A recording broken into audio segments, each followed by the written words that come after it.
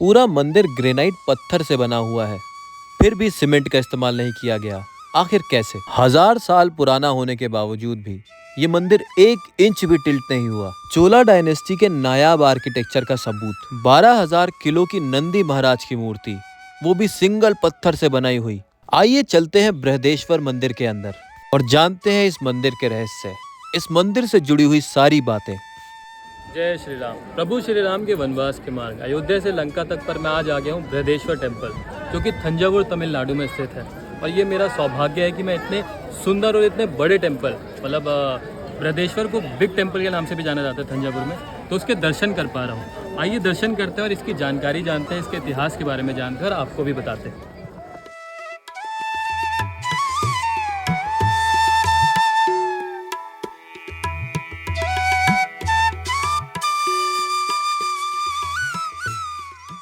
और आपको ना यहाँ पे गेट के सामने एक दीवार दिखेगी जो एक किले की दीवार जैसी लगती है। मतलब यहाँ पर बंदूक रख सकते हैं, सेफ्टी के लिए दीवार बनाई गई थी। और ये दीवार राजा सरफू ने बनवाई थी।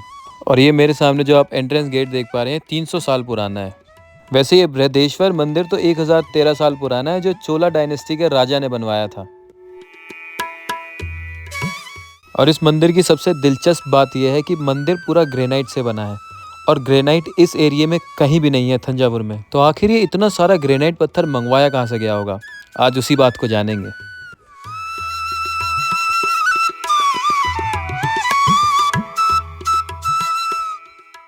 और अगर आप मेरी तरह हैवी बैग लेकर चल रहे हैं तो आपको यहाँ पे क्लॉक रूम भी मिल जाएगा, जो कि मंदिर के एंट्रेंस के राइट साइड में है। तो आप वहाँ अपना सामान रखवा सकते हैं। थंजावुर से 70 किलोमीटर दूर एक गांव है जिसका नाम है पुडुकट्टाई। उस गांव में बड़ी बड़ी ग्रेनाइट की चट्टानें हैं। तो जितना भी आप यहाँ पर ग्रेनाइट देख पा रहे हैं, ये सारा ग्रेनाइट उसी गांव से आया है। और 1000 साल पहले तो कोई ट्रक नहीं होता था सामान ढोने के लिए, तो उस समय हाथी का इस्तेमाल किया गया था। 12,000 हाथी, 5,000 घोड़े और 50,000 आदमी, इनकी मदद से ये ग्रेनाइट यहाँ लाया गया और इस मंदिर का निर्माण किया गया। इसी वजह से इस मंदिर को बनने में सिर्फ 6 साल लगे थे, नहीं तो ऐसे आर्किटेक्चर को बनने में कम से कम 30 साल का समय लग सकता था। और इस नायाब आर्किटेक्चर का नमूना आपको इसके गेट पर ही मिल जाएगा, जहाँ पर एक सिंगल स्टोन 12.5 मीटर का सिंगल स्टोन आज भी मौजूद है, जिसका वजन 12,000 किलो है। तो जैसा कि मैं आपको बता चुका हूँ कि ये मंदिर भगवान शिव का मंदिर है, तो जहाँ जहाँ भगवान शिव होते हैं वहाँ वहाँ उनके भक्त नंदी जरूर होते हैं। तो आइए नंदी महाराज की इस मूर्ति के दर्शन करते हैं और इस मूर्ति से जुड़ी हुई कुछ बातें जानते हैं।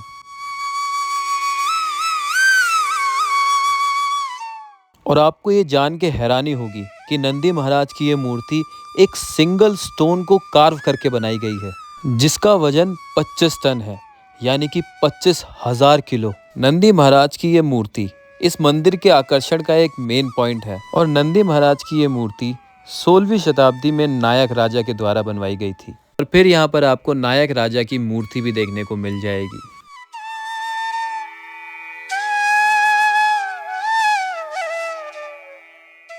और नायक राजा के जस्ट सामने आप पांड्यन राजा की मूर्ति भी देख सकते हैं। नंदी मंडप के भीतरी छत पर आपको कुछ पेंटिंग नजर आ जाएगी, जो कि लगभग 300 साल पुरानी है, जो थंजावुर के आखिरी मराठी राजा सरफू जी ने बनवाई थी।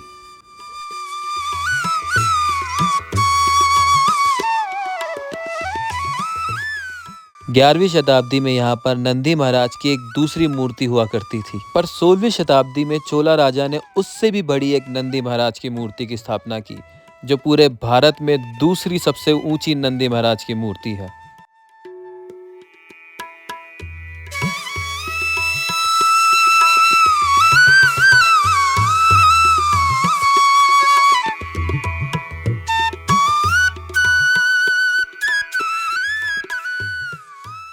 चोला डायनेस्टी के मंदिर की एक खास बात होती है, बाकी मंदिरों के गोपुरम ज़्यादा बड़े होते हैं और मुख्य मंदिर छोटा होता है, लेकिन चोला डायनेस्टी में बनाए गए मंदिर, उनके गोपुरम छोटे होते हैं और मुख्य मंदिर की हाइट गोपुरम से ज़्यादा बड़ी होती है।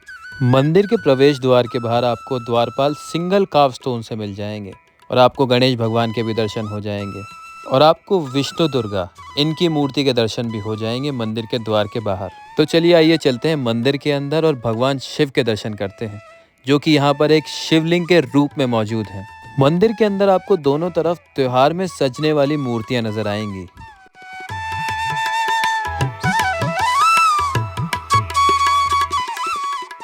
मंदिर के अंदर शिवलिंग की हाइट 12 फीट है और उस शिवलिंग का वजन करीब 12 टन है, यानी कि 12,000 किलो। और मंदिर के अंदर मेरे भगवान शिव के दर्शन बहुत ज़्यादा ही भव्य हुए हैं।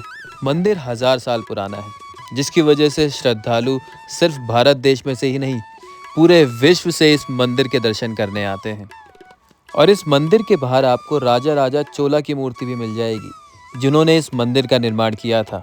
और राजा राजा चोला का असली नाम था अरुलमोली थेवर। वो एक बहुत बड़े शिव भक्त थे।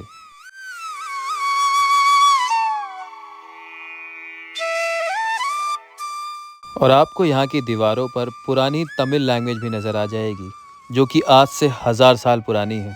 और इस भाषा को कोई नॉर्मल इंसान नहीं पढ़ सकता, क्योंकि आज जो तमिल स्कूल में पढ़ाई जाती है वो आज से 100 साल पुरानी है और ये भाषा 1000 साल पुरानी है।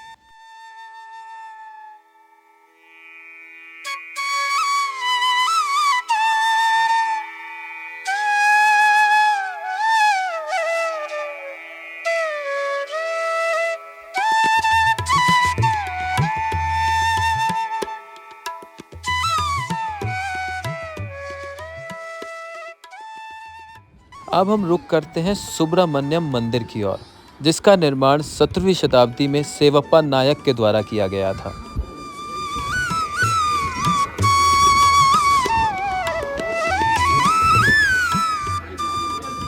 और इस मंदिर में सुब्रमण्यम भगवान विराजमान है, यानी कि कार्तिकेय भगवान विराजमान है।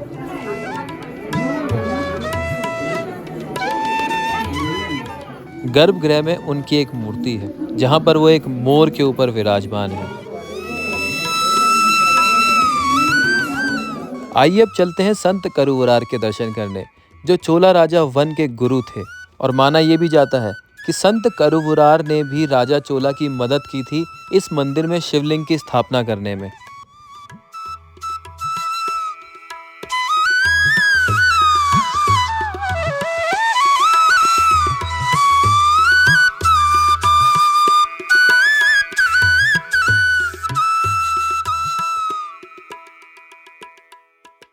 और आइए अब चलते हैं भगवान गणेश के दर्शन करने।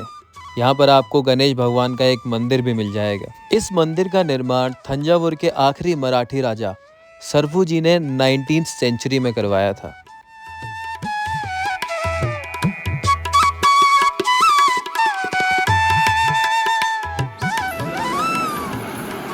और इस मंदिर पर जितनी मूर्ति हैं, वो सारी मूर्तियां शिव भगवान के 108 अवतारों की मूर्तियां हैं। और अब मैं जा रहा हूँ 109वीं मूर्ति के दर्शन करने। 109 यानी कि नवग्रह।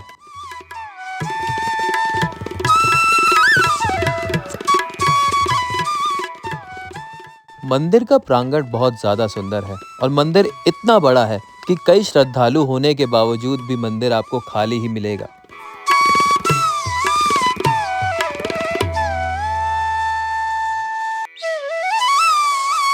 इस मंदिर में आपको कई सौ शिवलिंग भी मिल जाएंगी। मंदिर में हर जगह महादेव ही महादेव हैं।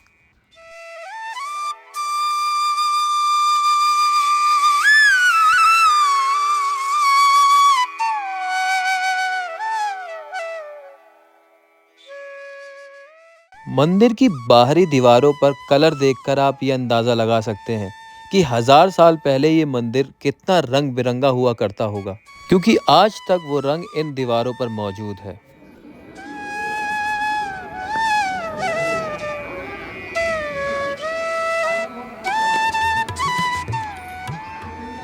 आप इस मंदिर के प्रांगण में अम्मन मंदिर के भी दर्शन कर सकते हैं। अम्मन देवी का मतलब है माँ पार्वती। माँ पार्वती को यहाँ पर प्रिय नायगी के नाम से भी जाना जाता है।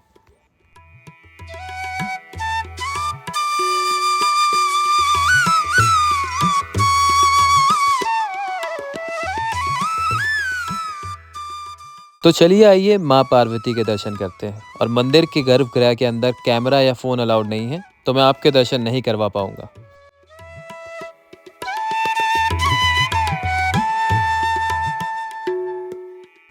मैं अपने अंदर के राम को जगाने निकल पड़ा हूँ, उनके वनवास के मार्ग पर, उन्हीं की तरह नंगे पांव। और इस रास्ते में ही मुझे ऐसे मंदिर मिलते जा रहे हैं, बृहदेश्वर मंदिर, जिसकी मैं कभी कल्पना भी नहीं कर सकता था।